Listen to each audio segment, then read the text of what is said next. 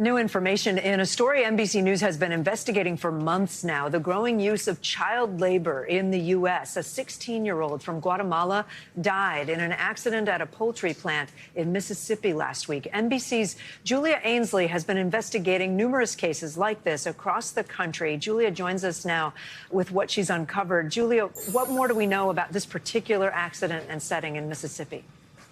Well, we know that there was a 16-year-old Guatemalan boy who had recently migrated to the United States, leaving behind much of his family, but also joining much of his family in the small town of Hattiesburg, Mississippi, where he went to work, although he did use papers to show that he was older. That's according to a company statement we just got. They didn't know he was a minor. And according to an eyewitness account, as well as his family, he was cleaning a machine that was left on, which is generally considered a major violation of workplace safety, reached one hand in, went to a glove got caught. He reached in with his other hand to pull his other hand out, got sucked into the machinery, and police, according to their report, found his body on a conveyor belt that was going up to the ceiling. It's a crushing and disturbing account of his last moments here, Kate. Oh, I'll say that's horrifying. I guess I wonder how this fits into your other reporting and how is the company responding?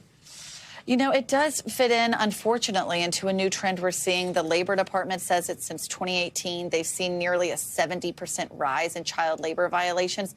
And repeatedly, at least in the cases we've seen, the majority of the children are Guatemalan. Oftentimes, they feel pressure to work because they need to repay the smuggler that brought them here. We're not exactly sure the motivations of this young man, but it is clear that oftentimes they feel like they need to be able to support their family, support the people who are taking care of them. And the company is saying really that they're blaming this on the staffing company that brought him in, that in this short, tight labor market, they depend on that. They went through E-Verify. They thought he was old enough. And they said, we strive daily to work as safely as possible and are truly devastated whenever an employee is injured.